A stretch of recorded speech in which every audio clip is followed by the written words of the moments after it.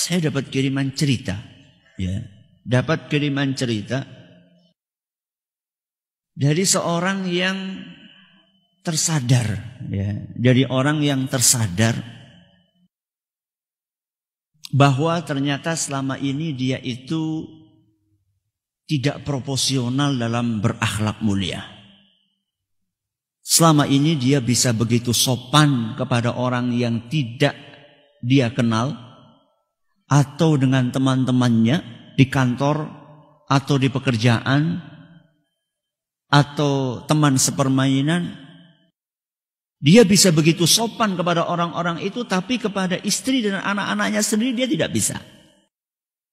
Kemudian dia diingatkan dengan sebuah mimpi yang akhirnya kemudian ketika bangun dia tersadar bahwa ternyata yang lebih berhak untuk disikapi dengan akhlak mulia adalah istri dan anak-anaknya. Kata dia, pada suatu hari saya bersenggolan dengan seorang yang tidak saya kenal. Maka saya pun spontan bereaksi, oh, maafkan saya.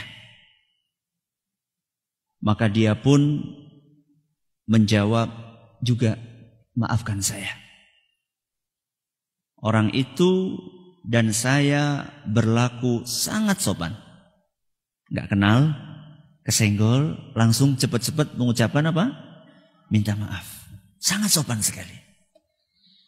Maka kami pun berpisah dan saling mengucapkan salam. Subhanallah. Minta maaf, kemudian apa? Assalamualaikum. Akan tetapi ceritanya berbeda. Begitu saya sampai di rumah. Pada hari itu juga ada salah satu kolega terbaik saya menelpon. Maka dengan bahasa yang sangat lembut dan santun, saya pun ngobrol dengan kolega saya untuk meraih simpati kolega saya tersebut. Tiba-tiba anak lelaki saya berdiri diam-diam di belakang saya.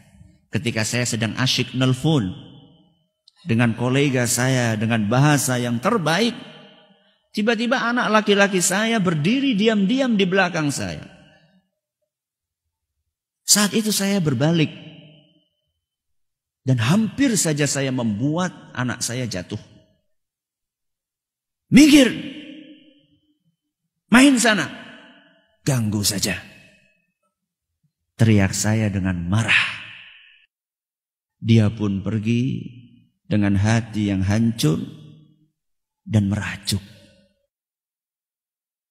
Malam itu saya berbaring di tempat tidur.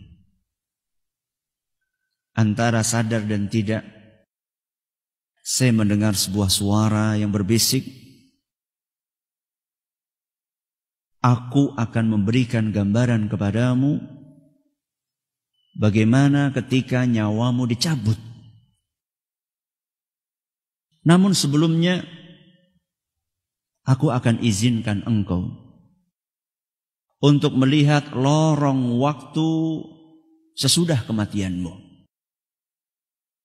Sewaktu kamu berurusan dengan orang yang tidak engkau kenal, etika kesopanan engkau gunakan. Akan tetapi, dengan anak yang engkau kasihi, engkau perlakukan dengan sewenang-wenang. Akan kuberi lihat setelah kematianmu hari ini, bagaimana sikap atasanmu, kolegamu, sahabat dunia mayamu, dan juga engkau akan melihat bagaimana sikap anak dan istrimu ketika engkau tinggalkan. Aku pun melihat hari itu saat jenazahku masih diletakkan di ruang keluarga.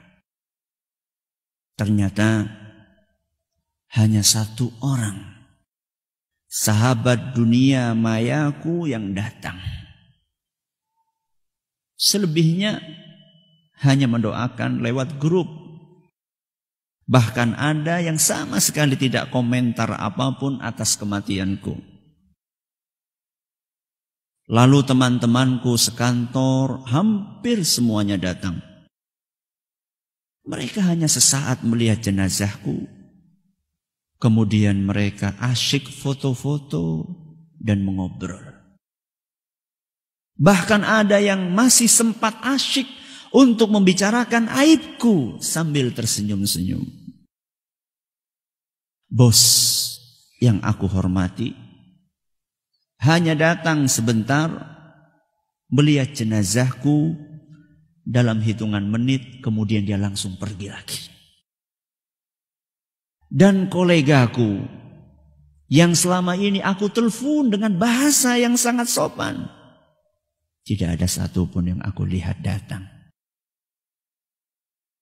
Aku melihat anak-anakku menangis di pangkuan istriku. Yang paling kecil berusaha menggapai-gapai jenazahku, meminta aku bangun. Namun istriku menghalaunya. Istriku pingsan berkali-kali. Aku tidak pernah melihat dia sekacau itu. Kemudian aku teringat betapa sering aku acuhkan panggilan istriku yang mengajakku untuk mengobrol.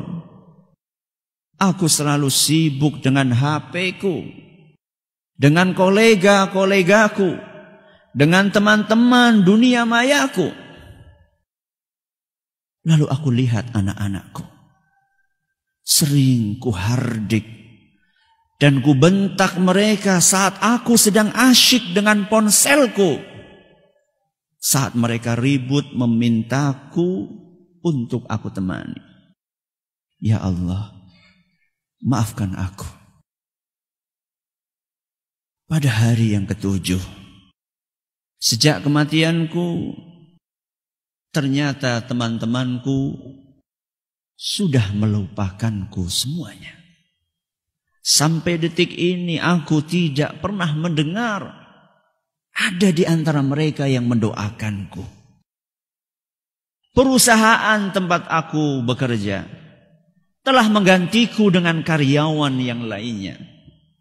Teman-teman dunia maya masih sibuk dengan lelucon-lelucon di grup tanpa ada yang membahasku atau bersedih terhadap ketiadaanku di grup mereka. Namun aku melihat istriku masih pucat dan menangis. Air matanya selalu menetes saat anak-anakku bertanya, di mana bapak mereka? Aku melihat istriku begitu lunglai dan pucat. Kemana semangatmu istriku? Ya Allah, maafkan aku. Hari yang ke-40 sejak aku tiada. Teman-teman FB-ku, teman-teman Facebookku lenyap secara drastis. Semua memutuskan pertemanan denganku. Seolah tidak ingin lagi melihat kenanganku semasa hidup. Bosku, teman-teman kerjaku, tidak ada satupun yang mengunjungiku di kuburan atau sekedar mendoakan dari rumahnya. Lalu kulihat keluargaku. Istriku sudah bisa tersenyum. Akan tetapi tatapannya masih kosong. Anak-anak masih ribut, menanyakan kapan bapaknya pulang. Dan yang paling kecil, yang paling kusayang, masih selalu menungguku di jendela menantikan aku datang. 15 tahun berlalu. Kulihat istriku sedang menyiapkan makanan untuk anak-anakku. Sudah mulai kelihatan guratan tua dan lelah di wajahnya. Dia tidak pernah melupakan anak-anak untuk ziarah makam bapaknya. Jangan lupa berdoa setiap sholat. Sampai bertahun-tahun. Anak-anak dan istriku pun masih terus mendoakanku di dalam sholat-sholat mereka. Agar aku selalu berbahagia di akhirat sana. Lalu seketika aku terbangun. Aku terbangun dan terjatuh dari dipan. Ya Allah, alhamdulillah. Ternyata aku cuma bermimpi. Pelan-pelan aku pergi ke kamar anakku dan berlutut di dekat tempat tidurnya. Masih aku lihat air mata di sudut matanya. Oh, kasihan sekali. Terlalu kencang aku membentak dia. Anakku,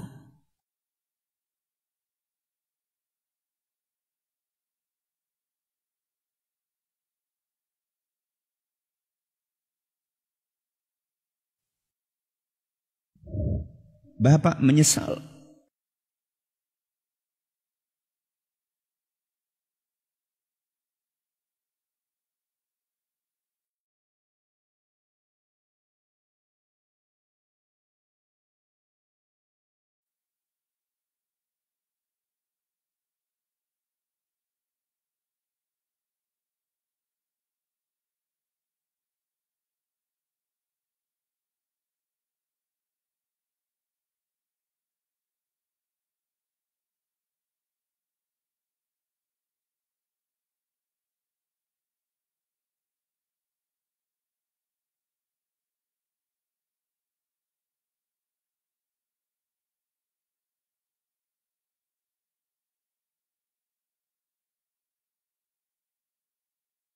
Anakku,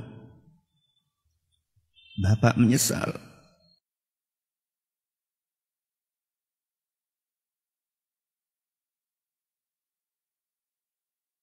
Karena telah berlaku kasar kepadamu.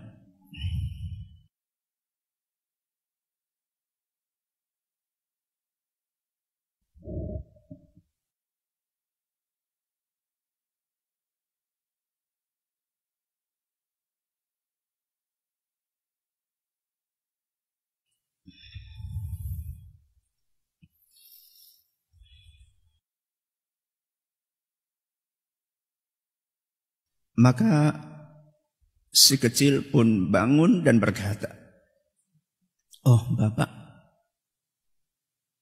tidak apa-apa. Aku tetap mencintaimu."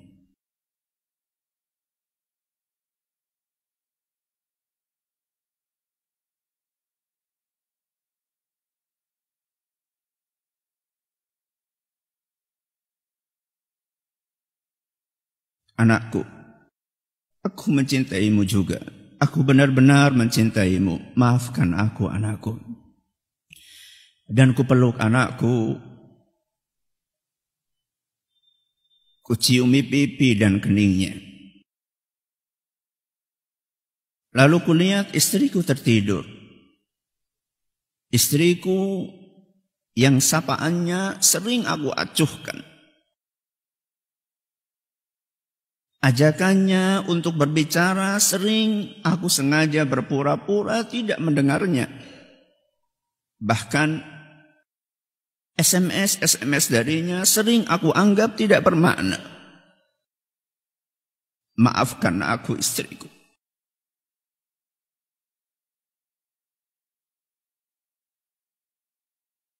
Apakah kita menyadari bahwa jika kita mati esok pagi, perusahaan di mana kita bekerja akan dengan mudah mencari pengganti kita dalam hitungan hari. Teman-teman akan melupakan kita sebagai cerita yang sudah berakhir. Bahkan beberapa masih menceritakan aib-aib yang tidak sengaja kita lakukan. Teman-teman dunia maya pun tidak akan pernah membahas lagi, seolah kita tidak pernah mengisi hari-hari mereka. Lalu aku rebahkan diriku di samping istriku. HP-ku masih terus bergetar. Berpuluh-puluh notifikasi masuk menyapa aku. Menggelitik untuk aku buka. Akan tetapi tidak. Tidak. Aku matikan HP-ku. Aku pejamkan mata. Maaf. Bukan kalian yang akan membawaku ke surga. Bukan kalian yang akan menolongku dari api neraka. Akan tetapi, ini dia keluargaku. Keluarga yang kita tinggalkan, yang saat kita tinggalkan akan merasakan kehilangan selama sisa hidup mereka.